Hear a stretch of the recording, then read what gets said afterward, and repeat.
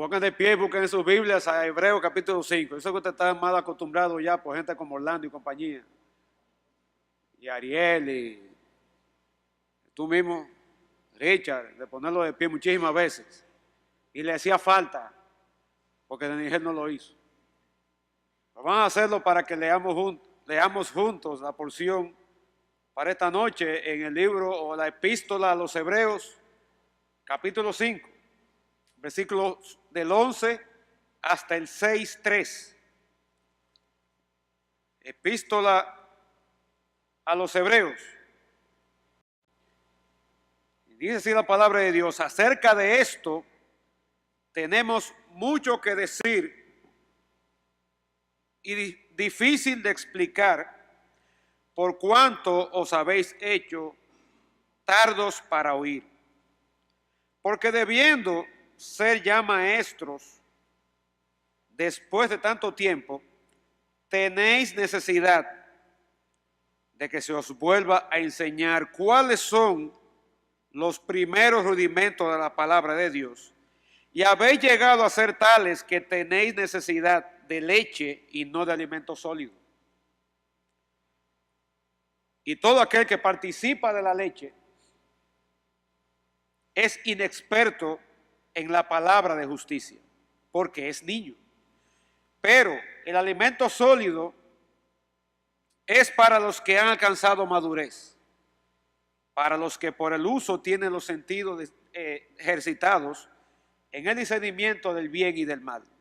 Por tanto, dejando ya los rudimentos de la doctrina de Cristo, vamos adelante a la perfección, no echando otra vez el fundamento del arrepentimiento de obras muertas, de la fe en Dios, de la doctrina de bautismos, de la imposición de manos, de la resurrección de los muertos y de juicio eterno.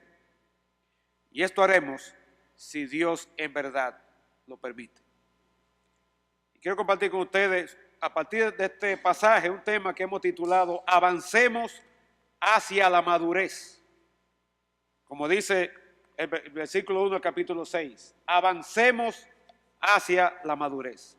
Amado Dios Padre Celestial, queremos implorarte en el nombre de Jesús que nos acompañes en este tiempo de meditación en tu palabra, que abra nuestro entendimiento espiritual para entender las maravillas de tu ley, que nos dé la sensibilidad, el alerta espiritual para estar atentos a tu voz, a tu mensaje en esta noche, que podamos ser lo suficientemente humildes para recibir tu amonestación y tomar decisiones conforme a como tu Espíritu nos muestre y nos guíe. Perdona y límpianos todo pecado e iniquidad. Dirígenos, Señor, en este tiempo y que podamos escuchar la voz de nuestro Señor Jesucristo hablando en esta noche. En su nombre oramos y te imploramos. Amén. Hermano, pueden sentarse. Muchas gracias.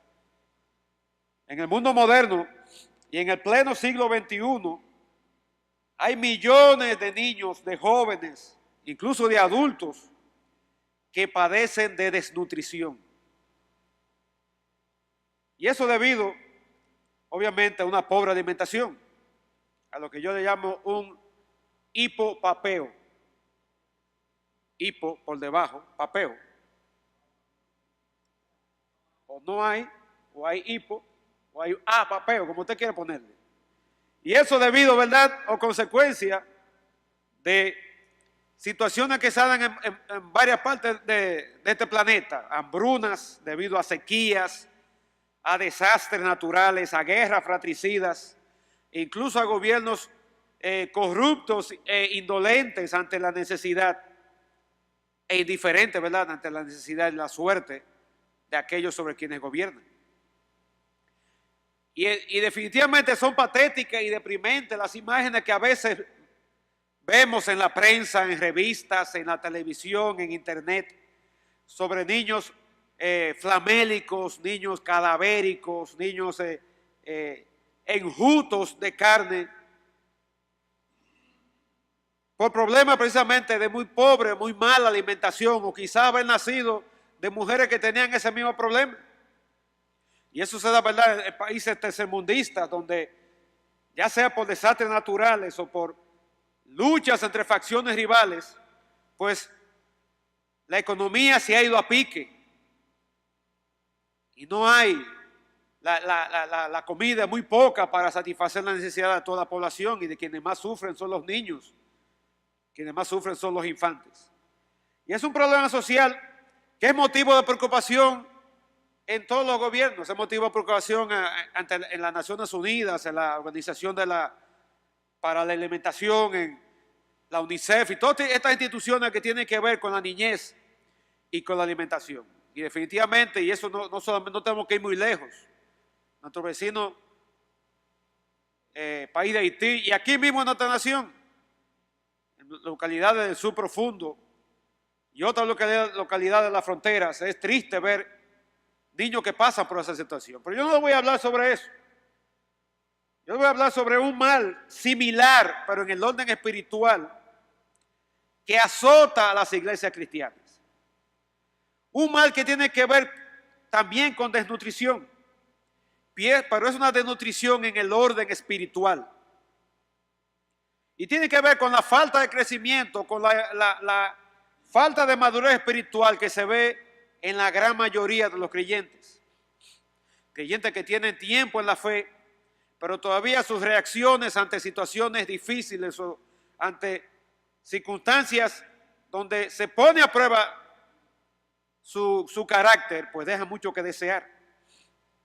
Tal vez eso no se nota en el aspecto físico. No hay una alusión externa a la problemática interna espiritual. Pero allí está. Cantidad de creyentes que sufren de desnutrición espiritual. Y esto a pesar de la inmensa cantidad de Biblias, de libros, de literatura cristiana que se imprime, que se distribuye año tras año. Y eso a pesar de la presencia del Evangelio y de estudios bíblicos, en predicaciones, en la televisión, en la radio, en internet. A pesar de eso, cada vez es mayor la proporción de creyentes que tienen esa misma condición de cadáveres espirituales, de pobreza en cuanto a madurez, de falta de crecimiento, por desinterés en cuanto a profundizar en el conocimiento de la palabra de Dios. Y eso lleva al traste a que, ¿verdad?, nuestras vidas no sean de impacto. Como iglesias no seamos de influencia en el medio donde estamos establecidos. Yo te pregunto, mis hermanos, ¿cuál es tu caso? ¿Cuál es tu caso particular? Ahora que al año de 2016 apenas le queda un mes y 2 o 3 días, y no esperar hasta que se acabe el año, comience el otro, es una buena ocasión para que meditemos y pensemos. Si se evaluara tu crecimiento, si se evaluara tu madurez, si se evaluara tu desarrollo en este año 2016, ¿cuál sería el resultado? Si ahora mismo el Señor pasara un test, un examen, una prueba en cada uno de nosotros sobre cómo hemos crecido espiritualmente, cuánto hemos avanzado, ¿cuál sería el resultado? Y a partir de este pasaje que hemos leído, yo quiero, hermanos, exhortarme, y yo me incluyo también, a que reconozcamos y recordemos, mejor dicho, que el propósito o el interés de Dios es que tú y yo crezcamos espiritualmente en el conocimiento de su persona, en el conocimiento de su palabra. Y por eso es menester que nos propongamos cada día, nos propongamos en cada ocasión avanzar hacia la madurez espiritual. Que nos propongamos superar el conocimiento y aplicación de principios elementales de la vida cristiana y crecer, avanzar hacia cosas más profundas y de mayor incidencia para nuestro crecimiento espiritual. Y esta carta a los Hebreos fue escrita por un autor desconocido a una comunidad de hebreos, como su nombre lo indica, que eran primordialmente convertidos, creyentes en Cristo, pero también había un reducido número, un buen número de inconversos entre ellos, de simpatizantes en el Evangelio, de personas que les gustaba el Evangelio, les gustaba la novedad de aquellos años. Recuerden que estamos hablando de quizás 30, 25, 30 años después de que comenzó la iglesia.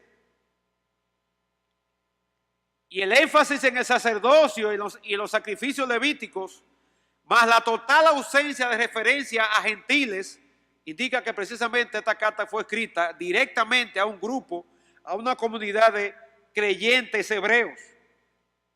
Y a partir del contenido de la epístola, podemos sacar que este grupo de hermanos estaba confrontando la posibilidad de una creciente persecución, de la intensificación de persecución contra ellos.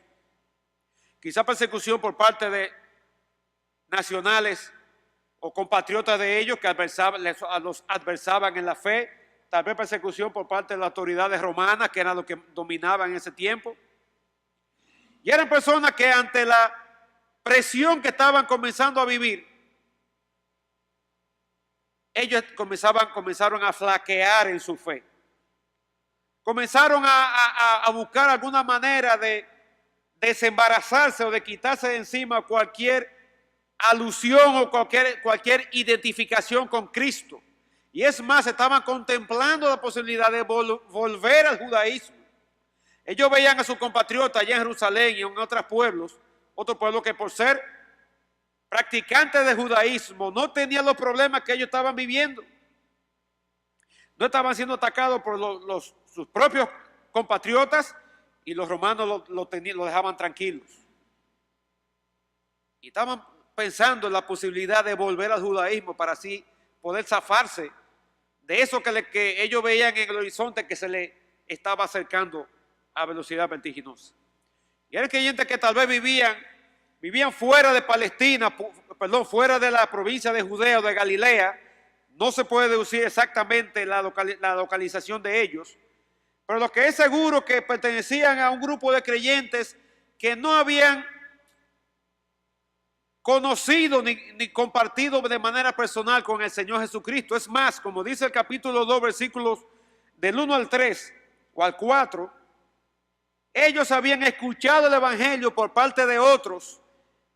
Estos otros habían sido testigos de la obra y ministerio del Señor Jesucristo, y dice incluso que la obra de estos hermanos entre ellos había sido ratificado o había sido avalada mediante señales, prodigios y diversos milagros. O sea, estamos enfrente a la segunda generación de creyentes, personas que no habían vivido la experiencia en Judea o en Jerusalén de quizás ver de manera personal o estar presentes en alguno de los sermones o enseñanzas del Señor Jesucristo. Quizás ni siquiera estuvieron presentes en los días de la crucifixión. Y el testimonio que ellos recibieron fue de parte de aquellos que sí fueron testigos oculares.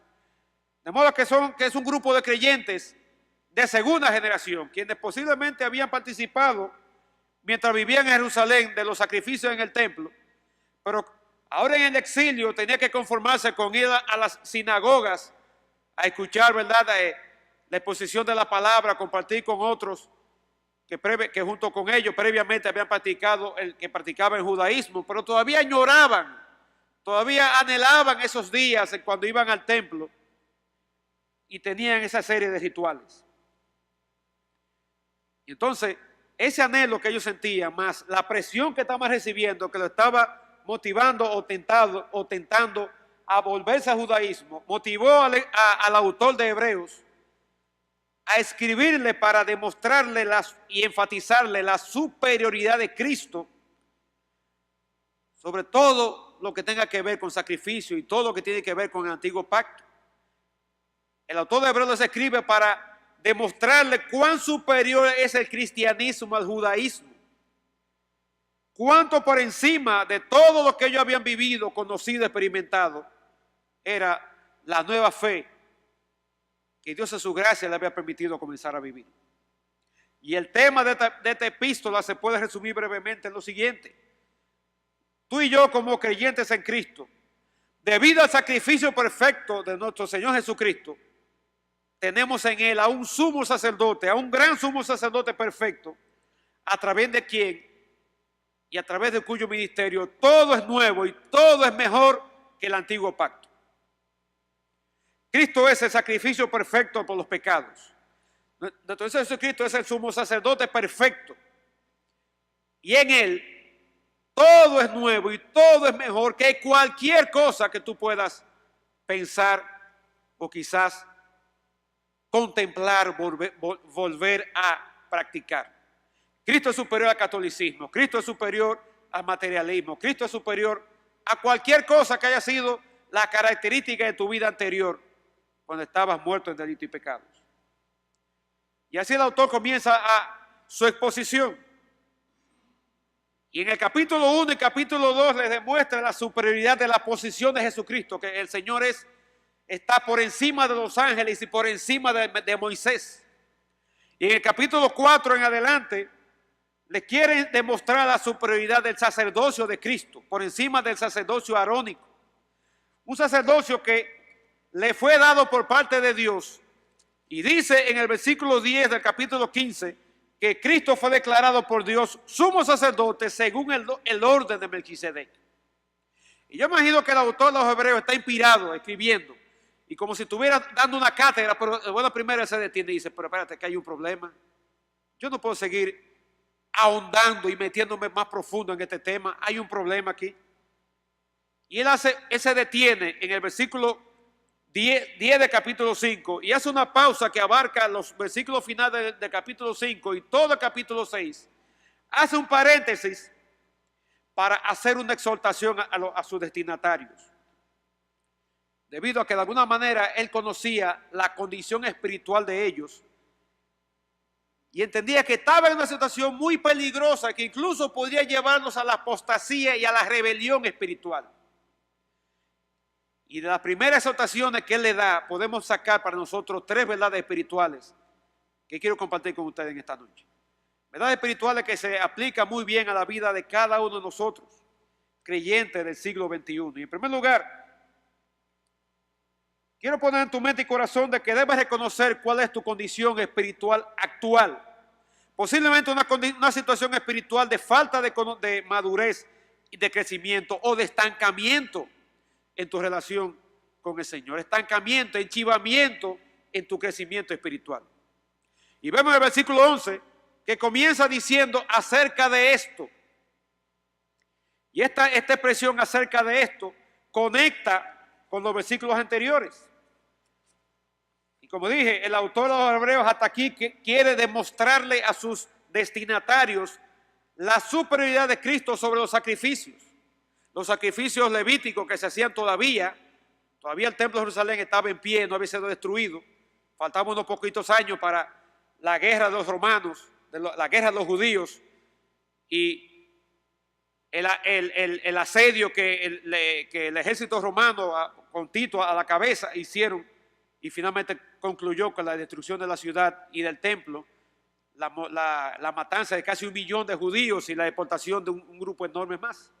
Como el Señor lo había profetizado en Mateo capítulo 24 que iba a suceder. Todavía estaban vigentes los sacrificios y el autor les demuestra cómo Cristo es superior incluso al sacerdocio arónico. Cómo Cristo es nuestro gran sumo sacerdote que dice que puede compadecerse de nuestras debilidades, que puede compadecerse de nuestras flaquezas y entendernos. Y le quiere introducir el tema sobre cómo Cristo es en su sacerdocio del orden de Melquisedec. Pero dice, oye, tengo mucho que explicarle a ustedes. Es un tema profundo, un tema interesantísimo, un tema que parece que apasionaba a este hombre, pero se da cuenta que no puede seguir ahondando. No puede seguir llevando a estos hermanos más profundo porque había un problema. Dice que lo que quería enseñarle no solamente era mucho, sino que era difícil de explicar. Y la palabra difícil solamente aparece en esta carta a los Hebreos. Y junto con el término difícil de explicar o de hablar, da la idea de algo que daba brega poder traducirlo, explicarlo. Es como que yo quisiera a cualquiera de ustedes explicarle algo sobre cómo fue el diseño estructural de este edificio. ¿Cuál es el concepto por el cual este edificio puede resistir carga sísmica? Usted no me va a entender. Porque yo no estoy hablando de ingeniero ni de ingeniería. Estoy hablando, hermano, que personas que yo tengo que bajarle eso a términos muy sencillos. Entonces, ¿cómo yo le explico cómo funciona este edificio? ¿Por qué estas paredes son así, estas paredes son allá? En términos que son difíciles de explicar, difíciles de traducir, difíciles de interpretar la idea del término. Y este hombre estaba interesado en profundizar en su tema, quería darle los argumentos contundentes para tratar de convencer a los hermanos de la tontería que era incluso pensar en volver al judaísmo. Pero se dio cuenta que no podía seguir adelante. Había una traba, había un problema, había un obstáculo. Eso era tan alto, tan profundo, pero el problema no era la profundidad o la altura del tema. El problema estaba en la condición espiritual de sus destinatarios. Dice la segunda parte del versículo B, ¿cuál es la razón por la cual este autor tuvo que detenerse, hacer una pausa para exhortarles? Dice que no podía seguir explicándole cosas tan profundas porque ellos se habían hecho tardos para oír. La palabra tardo significa o da la idea de una persona que es lenta, torpe, perezosa para reaccionar. Una persona que tiene problemas para comprender o para asimilar ideas.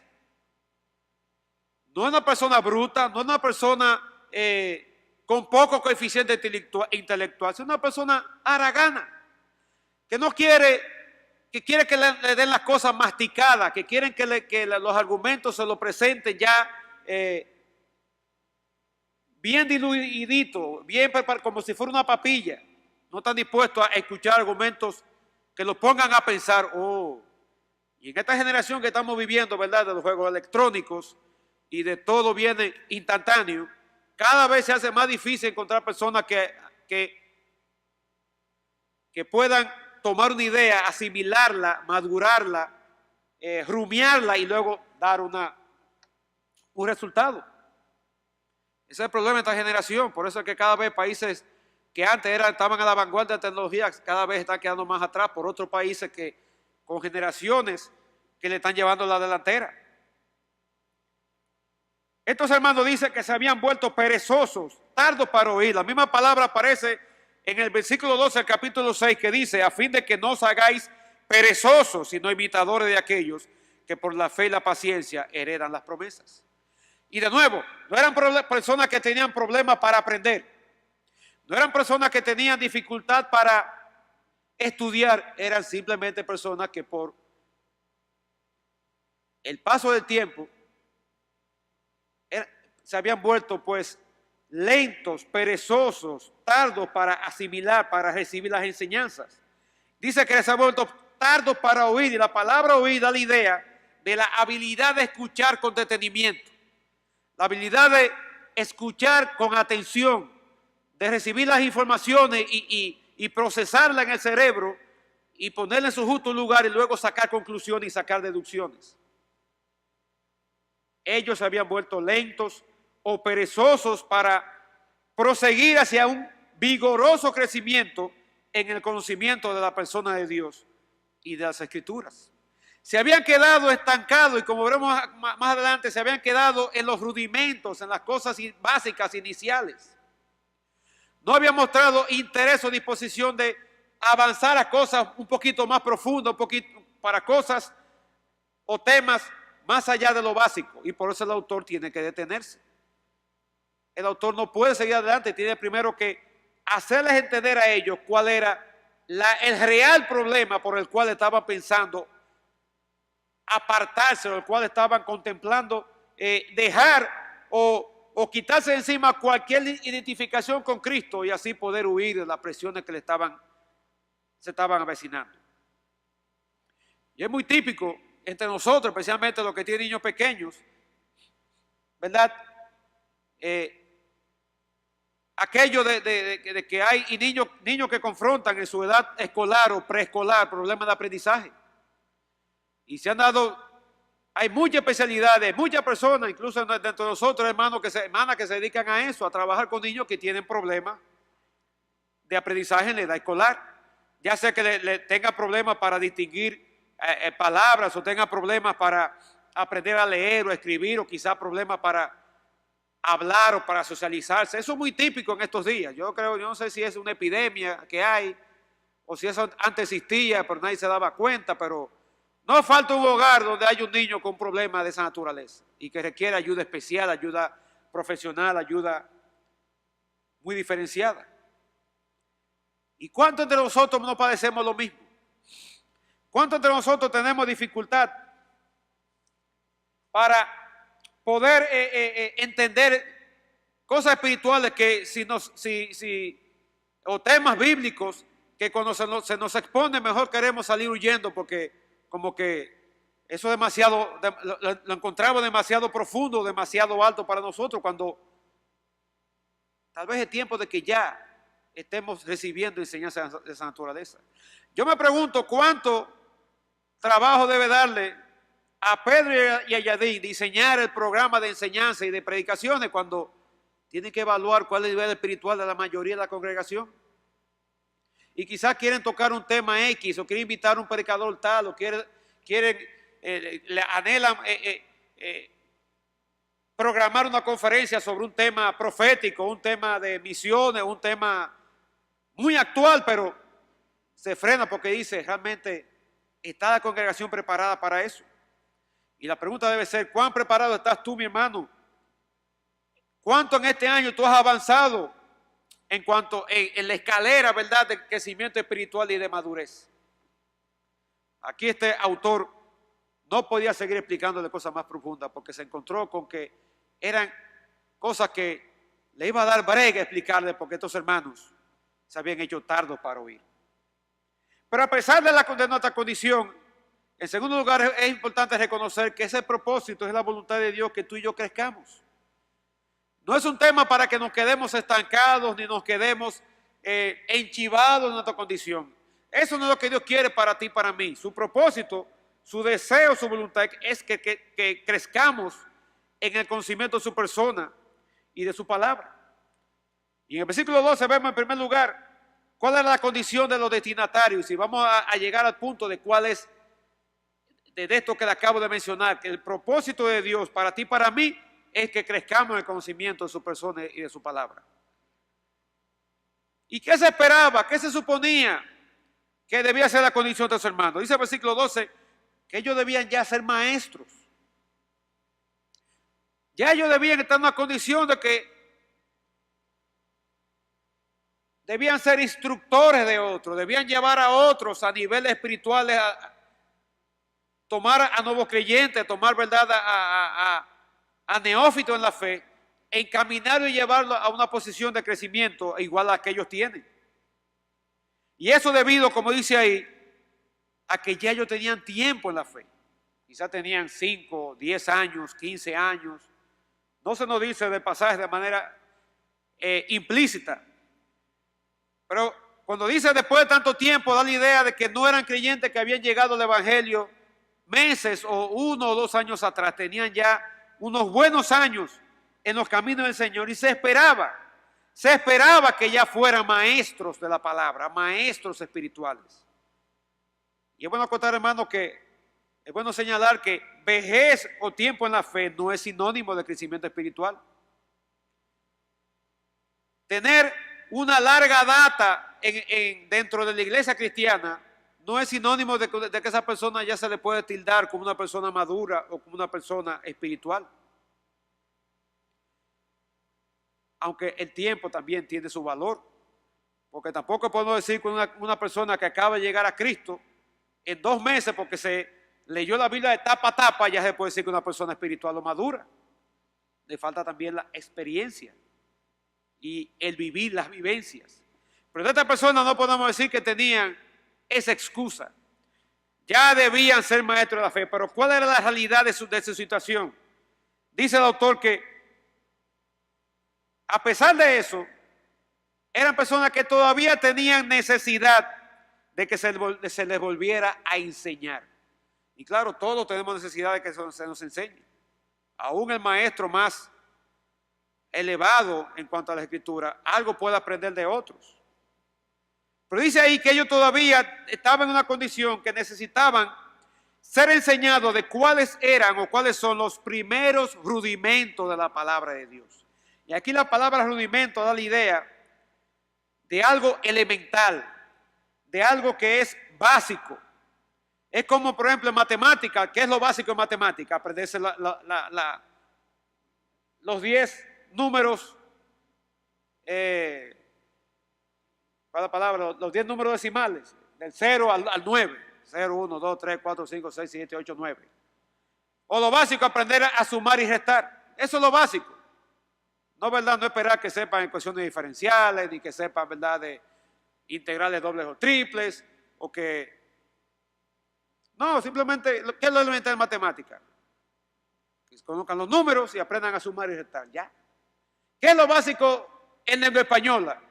Que aprendan las vocales A, E, I, O, U, y después que se aprendan, esas dos vocales todavía no han cambiado, no han aumentado ni disminuido, y el alfabeto, toda la letra del alfabeto, o las preposiciones, bueno, no, eso ya es un poquito más avanzado.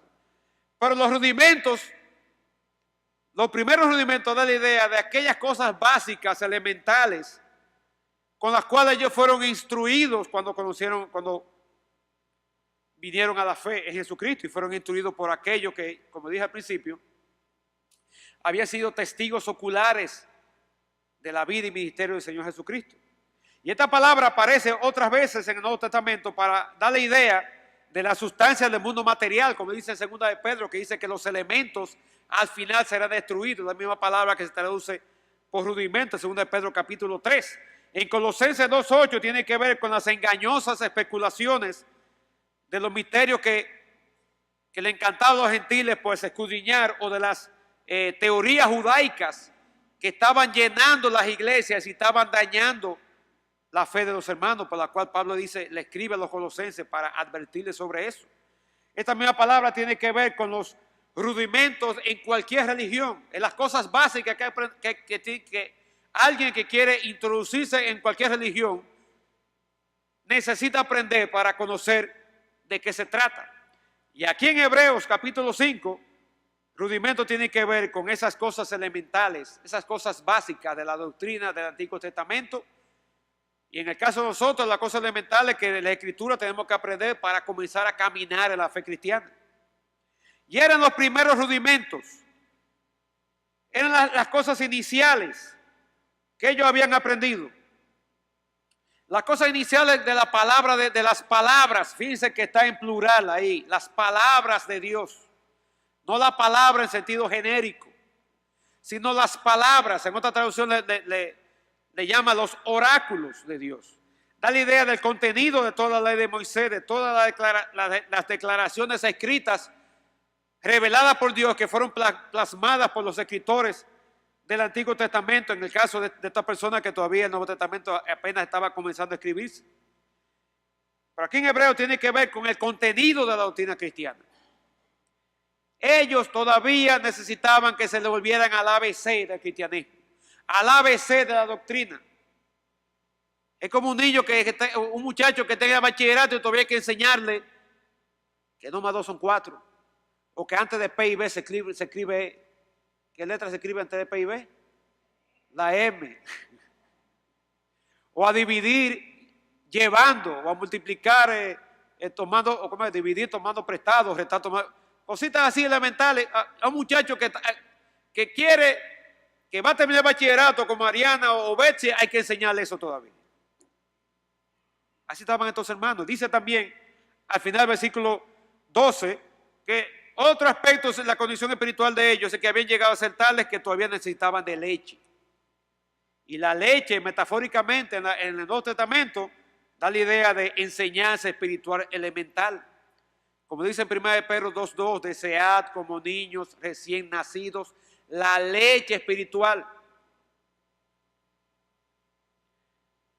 Yo imagino que ese niño que Clemente está abrazando ya no necesita leche materna. Ese niño que tiene allí el hermano, ¿verdad? A veces aquí no hay otro niño, no necesita de fórmula. Y ese niño no necesita, ¿verdad?, de leche básica. Pero estos creyentes todavía necesitaban que le devolvieran, y eran personas que como recién nacidos necesitaban leche todavía. Y todavía no estaban en condiciones de recibir alimento sólido. alimento firme, profundo, rígido, duro. Y aquí alimento metafóricamente da la idea de enseñanza de temas más profundos en la fe. Temas mucho más allá que la simple instrucción que ellos recibieron en sus primeros años en la fe. Y así como el alimento sólido demanda órganos que estén preparados para hacer una digestión más poderosa, no es lo mismo el organismo de un bebé que el organismo de un joven o de un adulto. Y se supone que este joven, este adulto, tiene un organismo preparado para recibir alimento sólido a sí mismo. Hay una etapa en la vida del creyente que ya debe estar preparado para recibir alimento espiritual sólido. Ya debe haber ejercido la inteligencia espiritual que se deriva de la práctica cotidiana de aquello que ha recibido. Pues si este creyente ha recibido instrucción espiritual y en lugar de aplicar eso, lo que ha hecho es como en la parábola de los talentos, ha guardado, ha enterrado, ha puesto en una gaveta todo lo que ha recibido y no lo ha llevado al ejercicio, pues va a llegar un momento en que cuando se le quiera demandar o cuando Dios demande a ese creyente una respuesta conforme a lo que se supone que debe ser su nivel espiritual, pues no va a responder así.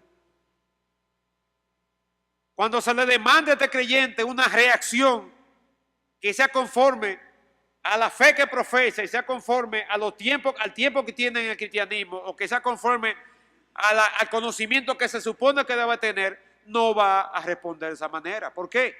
Porque todavía está en una etapa en que necesita leche y que todavía demanda instrucción básica, elemental, cuando quizás debería ser ya un maestro. Esta es la condición de estos hermanos en ese tiempo y esa no es la voluntad de Dios para un creyente.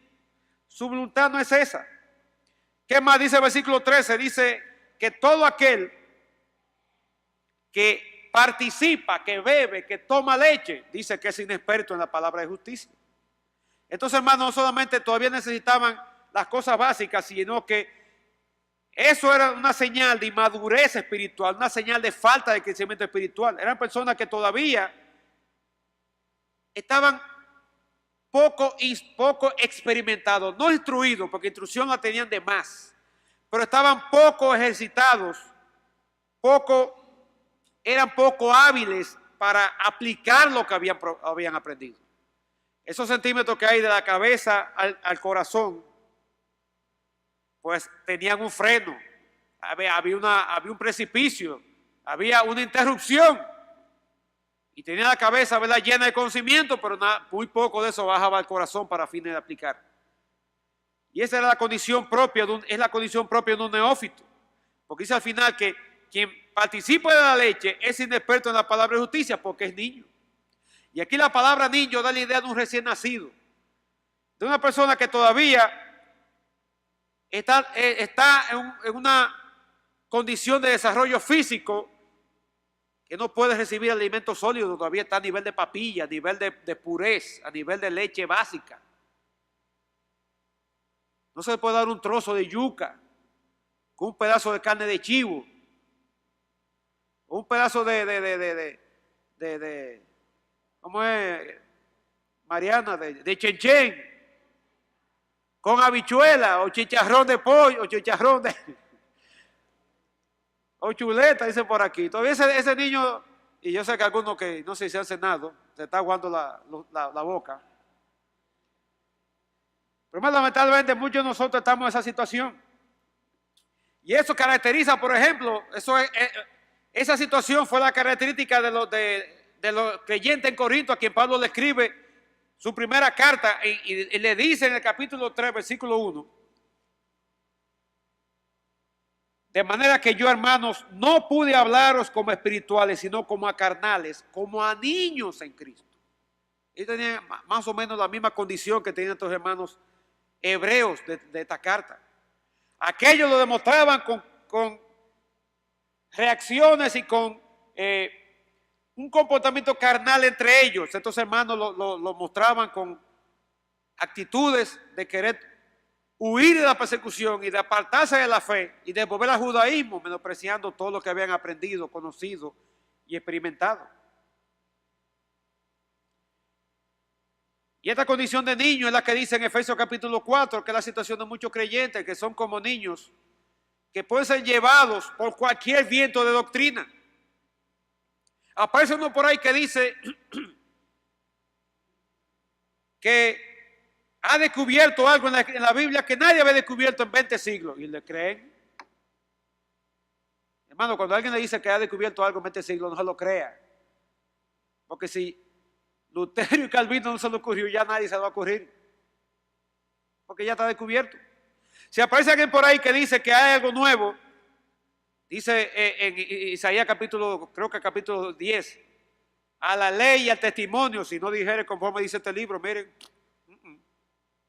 aunque brinquen, salten, aunque quieran decir que quieran dar montones de pruebas de que lo que dicen es cierto, si no es conforme a este libro, pero ¿cuántos no hay que van detrás de eso? Y ustedes lo ven. ¿Cuáles son las iglesias más concurridas ahora mismo?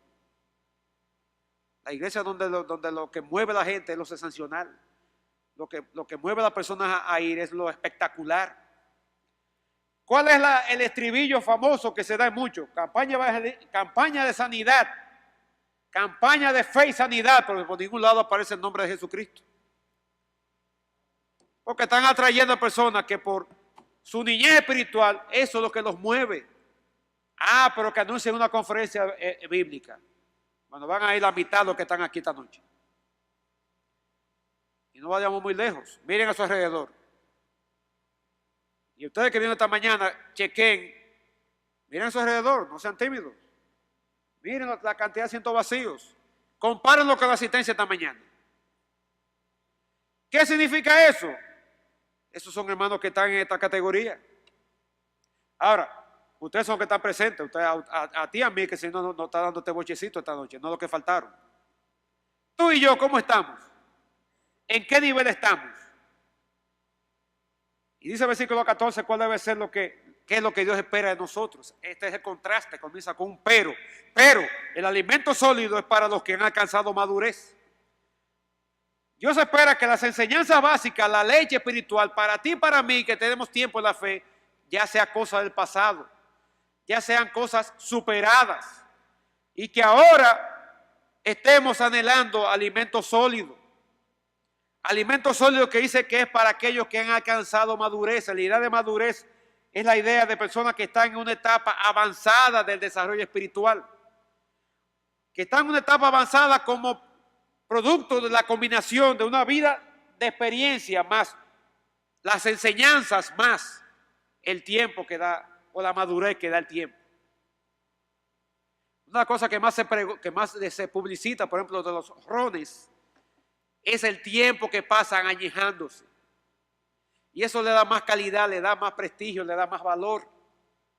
Y un creyente, mientras más tiempo tiene la fe, debe ser más añejo, tener más conocimiento, ser más maduro, ser personas que cada vez puedan masticar, aunque quizás físicamente le falten muelas, ¿verdad? Aunque físicamente ya no es lo mismo, ¿verdad?, masticar un chicharrón de pollo ahora que como lo hacían 10 años atrás, un chicharrón de cerdo, pero que por lo menos en cuanto a la escritura se refiere, no tenga problema en asimilar enseñanza sólida y discernir, como veremos más adelante, entre lo que tomar, como dice Pablo en 1 Tesalonicenses, tomar lo bueno y desechar lo malo.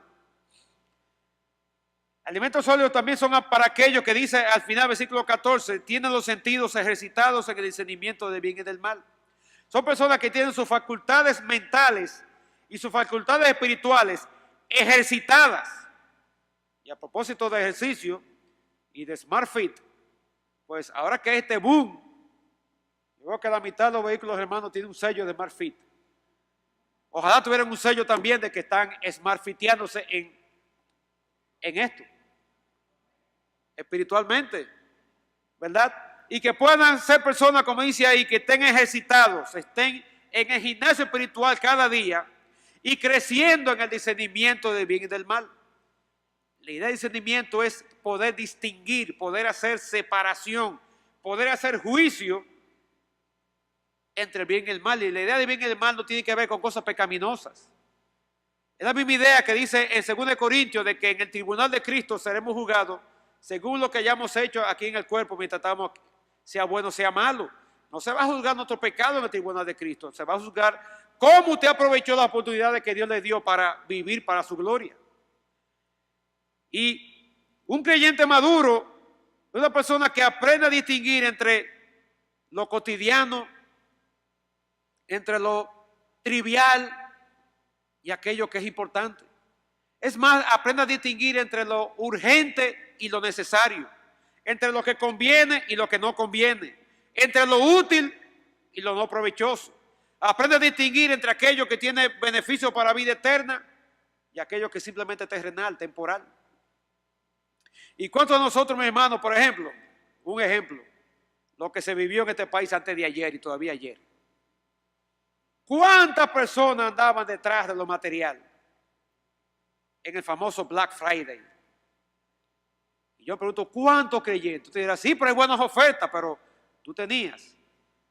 Y hermano, yo fui un día a 2 bancos a hacer dos transacciones que no tenían nada que ver con el Black Friday. Y los bancos estaban vacíos. Sin embargo, las tiendas estaban así. Y estaban esa línea telefónica recargada por la cantidad de riquiti, pasando tarjeta de crédito, la gente comprando, atento al doble sueldo que todavía ni saben si lo van a recibir. ¿Cuánta simplicidad se vivió? Y yo me pregunto, ¿cuántos creyentes cayeron en ese mismo tren? ¿Cuántos no supieron discernir entre lo correcto y lo incorrecto? Entre lo trivial y lo importante, entre lo urgente y lo que no puede esperar, entre lo conveniente y lo no conveniente. Hermanos, para eso que Dios ha dejado su revelación, para que aprendamos a crecer y llegar a ser maduros, que podamos, como dice ahí, discernir, tener nuestras facultades mentales y espirituales ejercitadas en el discernimiento del bien y del mal. Como dice 1 Timoteo capítulo 4, Pablo dice a Timoteo, ejercítate para la piedad. Es verdad que el ejercicio es bueno, ¿verdad? Para mantener la barriguita un poco ahí controlada, para tener algo de músculo, para poder servirle a la hermanita que el joven se está levantando, para seguir impresionando a la esposa de que... Pero eso al final se va a acabar. Para el ejercicio espiritual, para todo aprovecha, dice Pablo a Timoteo, porque redunda en beneficio para esta vida y para la vida futura, la vida eterna. Quizás usted y yo, quizás no. No nos va a llevar nada material, pero todo espiritual nos vamos a llevar para el cielo y allá es donde vamos a comenzar Señor, a preguntarle al Señor y toda la eternidad preguntándole al Señor. Usted tiene que llevarse una base de aquí. Pero mientras tanto, aquí en la tierra, eso es lo que se espera de un creyente que tiene tiempo en la fe. Ponga el tiempo que usted quiera, 5 años, 10, 15, 20, 40, 50 años. Se espera que sea un creyente que capaz de recibir enseñanzas profundas, enseñanzas que le ayuden a seguir creciendo espiritualmente y ejercitándose mediante la práctica, mediante el uso, como dice el versículo, para que tenga sus sentidos espirituales y emocionales preparados para tomar buenas decisiones, especialmente cuando la cosa se aprieta, especialmente cuando la presión es fuerte, especialmente cuando las pruebas, las tribulaciones, pues ponen en jaque nuestra fe. Ahí es que se demuestra lo que somos. Y además de que hay muchos niños, ¿verdad?, que tienen problemas de aprendizaje, hay otros que tienen problemas de intolerancia a ciertos alimentos. Intolerancia a la leche, intolerancia al huevo, intolerancia a X carne, intolerancia al gluten, intolerancia a no sé qué cuántas cosas. Incluso hay muchos jóvenes y adultos que alegando eso no comen ciertos alimentos. No comen vegetales, no comen zanahoria, no comen uno que anda por ahí que no le gusta la berenjena, que no le gusta la uyama, que no le gusta la cebolla, que no le gusta esto, que no le gusta lo otro. Cuando dice en 1 Timoteo capítulo 4 que Pablo dice a Timoteo, que todo lo que Dios creó es bueno y nada es de desecharse. La verdura, yo me encuentro una verdura, a mí me sale de todo. Pero yo he aprendido a comer la bendita verdura cuando aparece. Todo es provechoso. cuando se come, se toma con acción de gracia. Eso está dado en el 1 Timoteo 4, versículo 4, en el contexto de aquellas religiones que prohíben muchos alimentos. Y es cierto que algunos tienen problemas físicos que son genuinos, que son legítimos. Pero hay otros hermanos que no comen ciertos alimentos simplemente por maña. No comen ciertos alimentos por que no se ha detenido a discernir, a contemplar, a analizar el valor que tienen sus alimentos. Yo me pregunto cuántos hermanos, cuántos creyentes hay que son intolerantes a las escrituras. Son intolerantes a ciertos pasajes que cuando están leyendo dicen, eso no es para mí, lo brincan y buscan aquello que les agrada, aquello que les gusta, promesas. Pero cuando encuentran demandas, eso no es para mí, y siguen para adelante. ¿Cuántas iglesias donde no se habla de santidad? No se menciona la demanda que Dios exige de nosotros. No se demanda compromiso, no se enseña sobre mortificar la carne, no se enseña sobre el discipulado, como Ariel el domingo pasado en la noche animó. No se enseña nada de eso, porque lo que se enseña es mucho amor y mucha paz. Paz, brother, y eso es lo que importa. Ve en paz, que la fuerza te acompañe. Saca el campeón que hay en ti. No hay nada de eso aquí. Entonces son alérgicos, son intolerantes a ciertos aspectos, cuando deberíamos estar abiertos a toda la instrucción bíblica, a toda la instrucción espiritual, y eso nos va a llevar a ser creyentes que vamos a cumplir con el propósito de Dios, su voluntad de que crezcamos espiritualmente. Ahora tú te preguntarás, ¿y cómo yo hago eso? Quizás tú te estás analizando tu asiento allí y te das cuenta que en verdad estás estancado, que este año 2016 tal vez no has avanzado mucho. Entonces, ¿qué hacer? Y aquí está entonces la tercera y última parte de este mensaje. Tú debes proponerte, hermano, avanzar hacia la madurez espiritual. Dice el versículo 1, capítulo 6, dice, por tanto. Y ese por tanto, el autor va a dar una conclusión de lo que estaba diciendo versículos atrás. Por tanto, le dice cuál debe ser la meta de todo creyente. La meta de todo creyente debe ser ir adelante, proseguir, perseguir la perfección. Vamos adelante a la perfección. Aquí la palabra perfección da la idea de madurez espiritual, que es el tema que está en estos versículos, ¿verdad? Sobre el tapete. Vamos a avanzar, no nos quedemos estacionados, no nos quedemos varados en el camino. Vamos adelante buscando la perfección, buscando la madurez espiritual. Y aquí la palabra cuando dice vamos, da la idea de dejarnos llevar, de dejarnos impulsar, dejarnos conducir, y está conjugado en tiempo pasivo. La idea de que yo debo permitir que otro, que en este caso es el Espíritu Santo, me impulse hacia eso. En otras palabras, el freno, la traba, soy yo mismo. No es nadie más, no es la iglesia, no es el pastor, no es el ambiente, no es la falta de recursos. Soy yo mismo la razón, la causa por la cual estoy varado, trancado en mi madurez y en mi poco crecimiento espiritual. Por tanto, déjate llevar, déjate avanzar. Eso es lo que Dios quiere a través del Espíritu Santo. Quiere llevarte a la plenitud, a que sigas adelante rumbo al desarrollo del conocimiento y de una vida de experiencia con la persona de nuestro Señor Jesucristo. Debe ser el cumplimiento real de aquello para el cual Dios pues nos ha destinado. Y eso implica que tú y yo debemos hacernos el propósito de dejar de ser el impedimento para la obra del Espíritu Santo, de llevarnos e impulsarnos al crecimiento. Y más o menos la misma idea que está en Romanos 12:2, cuando dice, no conforme a este siglo, sino transformaos. Pero transformaos está también en pasivo. La idea es, déjate transformar por medio de la renovación de tu entendimiento. Y a veces nuestra traducción en español no ayuda mucho. Porque da la idea como, bueno, como soy yo, algún día yo tomaré la decisión. Pero la idea no eres tú. No es tú que tienes que tomar la decisión, no es una opción. Es que tú eres la traba y debes quitarte del medio para dejar que el Espíritu Santo siga obrando el proceso de santificación espiritual, siga obrando el proceso de maduración espiritual rumbo a la perfección, como dice aquí. Ahora, ¿cómo hacerlo? Aquí el autor da algunos consejos. Lo primero que dice es, dejando ya los rudimentos de la doctrina de Cristo. Y la idea aquí es de dejar, no es engavetarlo, ni olvidarlo, ni desecharlo, ni tirarlo a la basura, sino superarlos. Como un examen que tú superes, entonces tú vas al próximo examen. ¿Cuántos de ustedes se recuerdan el juego de la horca?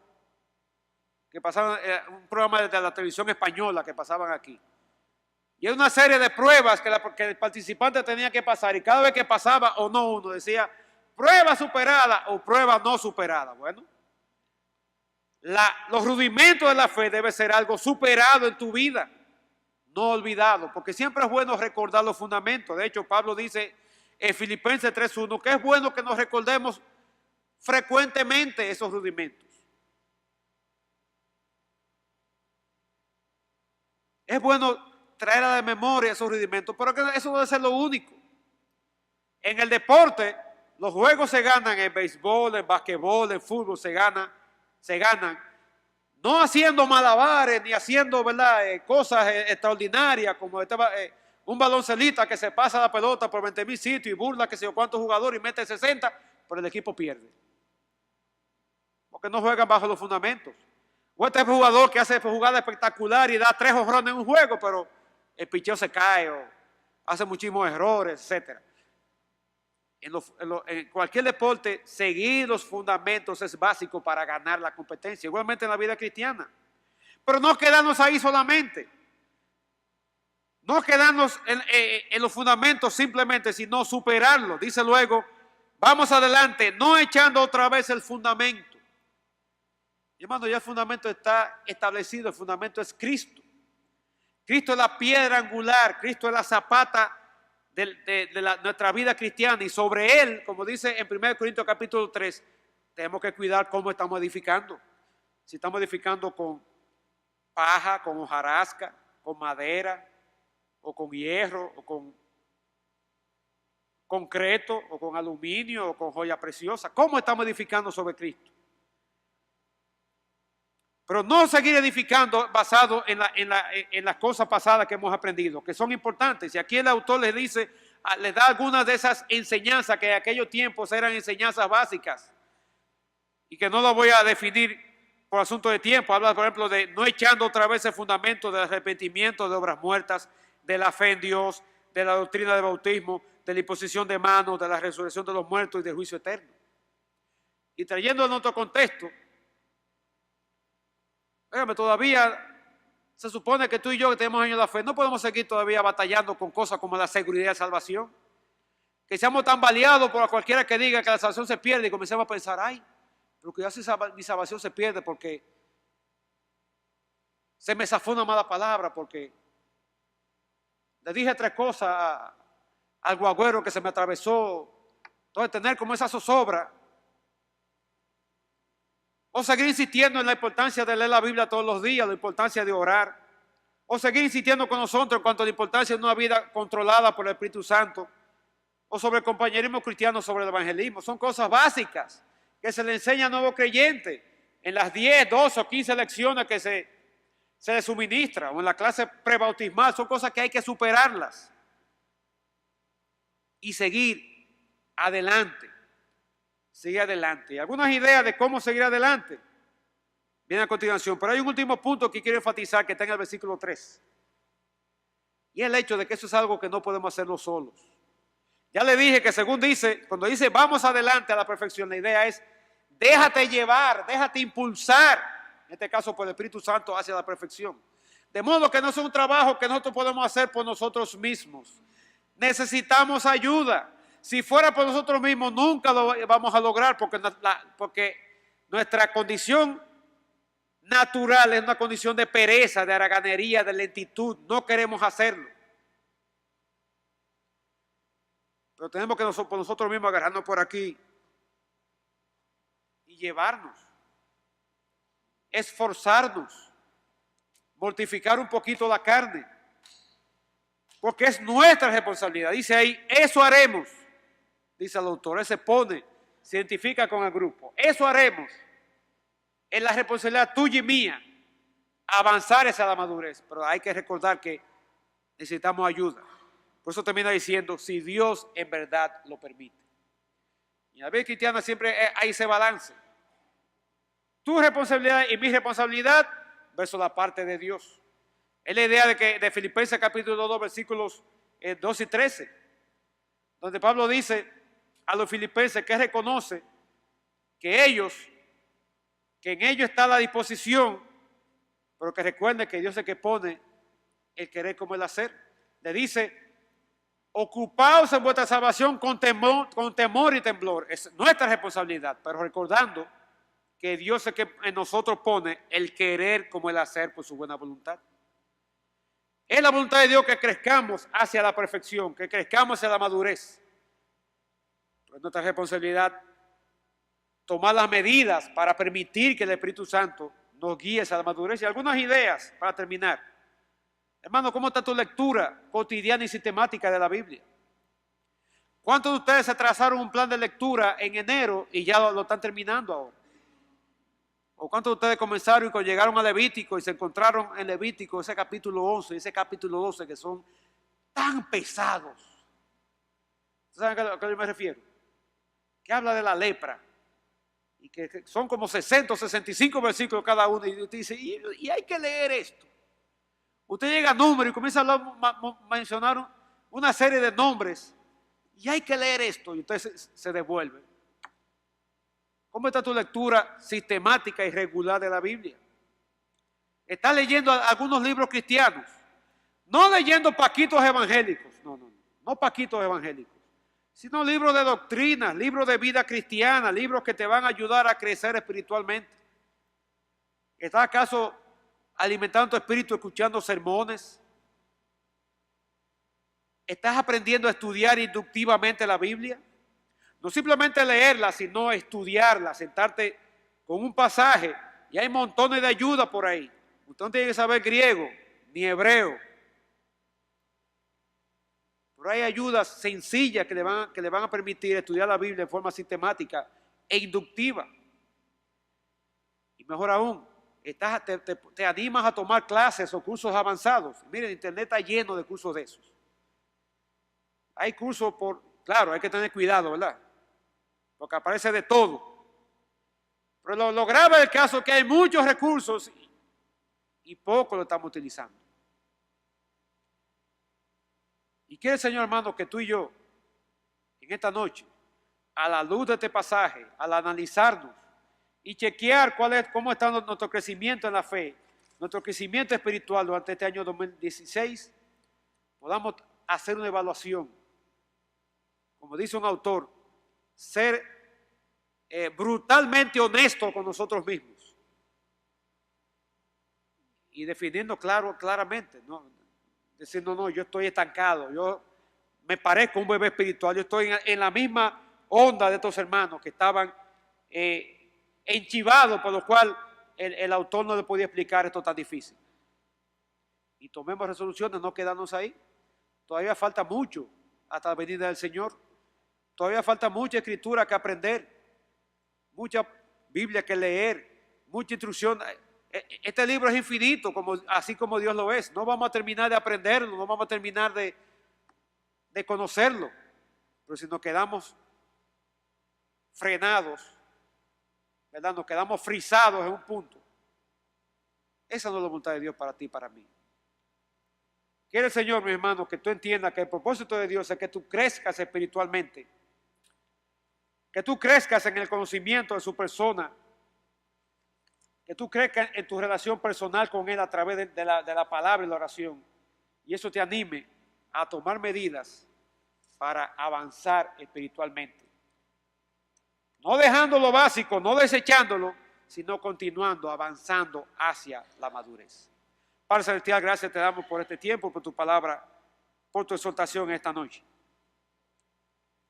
Te ruego, Señor, que el Espíritu Santo tome esto y lo lleve a cada corazón y lo aplique conforme a nuestras necesidades. Comenzando conmigo mismo. Siempre estamos necesitados, Señor, de ir a Cristo y verle como nuestro modelo, nuestro ejemplo a seguir.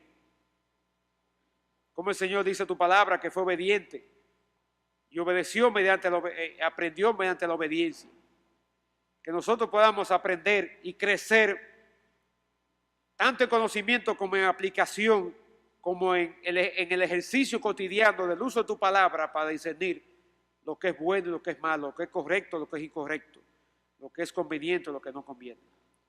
Ayúdanos, Señor, a cumplir con ese propósito, a permitir que tu Espíritu Santo siga obrando en nosotros el proceso de santificación, de cada vez parecernos más a tu Hijo. Y esto para tu gloria y para tu honra y para hacer de bendición e impacto a otros. En el nombre de tu amado Hijo te lo pedimos, oh Dios. Pidiéndote perdón, Padre Santo. Pidiéndote perdón por quizás haber llegado a un punto de indiferencia, de pasividad, de intolerancia a tu palabra. Ayúdanos, Señor, y dando la sensibilidad para cada día crecer en el conocimiento íntimo y personal de quién tú eres y lo que tú esperas de nosotros. Para así vivir una vida agradable delante de ti y de testimonio a otros. Por tu Hijo amado te lo pedimos, dándote muchas gracias. Amén. Hermano, gracias. Dios me lo bendiga a todos.